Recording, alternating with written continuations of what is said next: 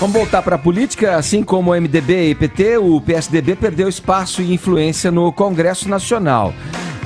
Apesar da aproximação entre o governador de São Paulo, João Dória, com o presidente Jair Bolsonaro, a participação do partido no governo não é unanimidade.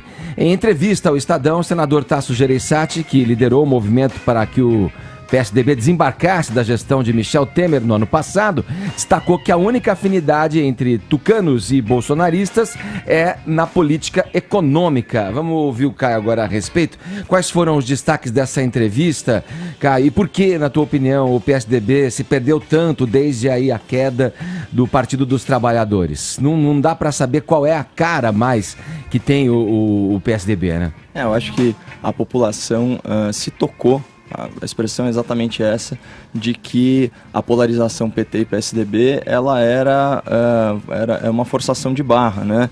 Então, você vê, ele fala que a única afinidade na política econômica, a gente tem que sempre lembrar que o PSDB é o representante máximo da social-democracia aqui no Brasil. Inclusive está no nome do partido, né? Partido da Social-Democracia Brasileira. Isso quer dizer PSDB.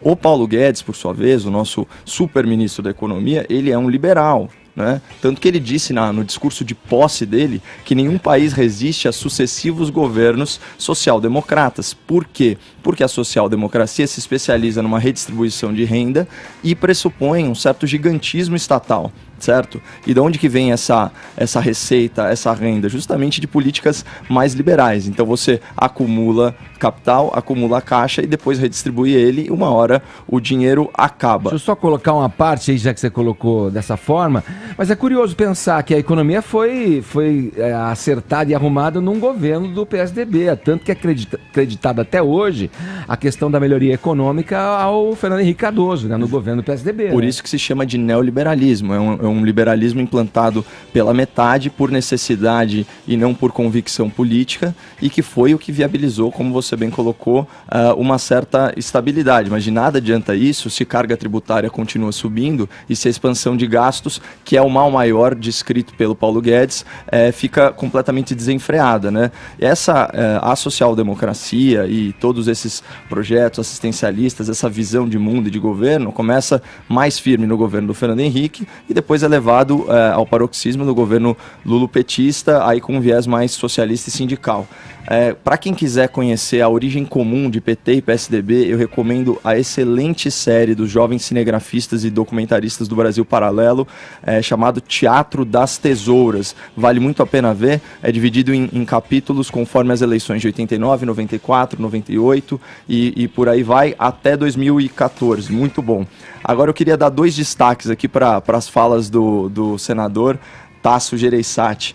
Ele diz o seguinte: estamos bastante afastados de visões de extrema direita. Tem uma entrevista, inclusive, aqui na Jovem Pan, se não me engano, do João Dória, sobre o que seria extrema direita, né? E mostra que, de fato, no PSDB, a régua ideológica é bastante desregulada. Vamos usar aquele método de definir pelo oposto, né? Se existe extrema direita, óbvio que existe extrema esquerda. E o que seria extrema esquerda? Com certeza não é a esquerda festiva do PSOL. Vamos pensar, sei lá, na Venezuela do Maduro, né?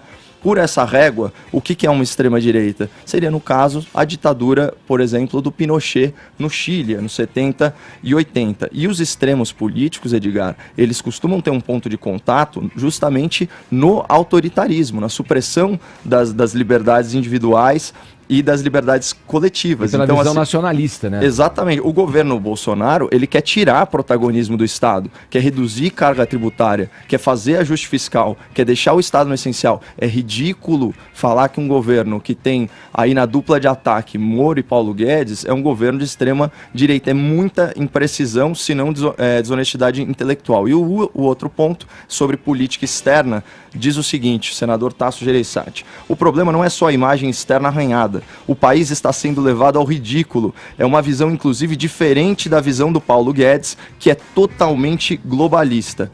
Olha, sinto muito, mas assim, a medida relevante do Ministério das Relações Exteriores foi justamente a liderança do Grupo de Lima, né, na condenação ao regime totalitário bolivariano do Nicolás Maduro, inclusive fazendo articulação política com grandes potências como Estados Unidos e Canadá. Agora, falar que o Paulo Guedes é globalista é uma confusão conceitual, Edgar, porque é o seguinte, uma coisa é globalização, entendido aí, sei lá, como um fenômeno de integração econômica, de capital humano e de mercados consumidores. Isso é globalização. Agora, globalismo é uma questão completamente diversa relacionado à soberania nacional, ou melhor, à relativização da soberania nacional em prol dos organismos multilaterais internacionais, tipo ONU, tipo União Europeia, esse tipo de coisa. Então, quando você é antiglobalista, significa que você coloca a realidade e a legislação nacionais acima do entendimento desses burocratas não eleitos. É simplesmente isso.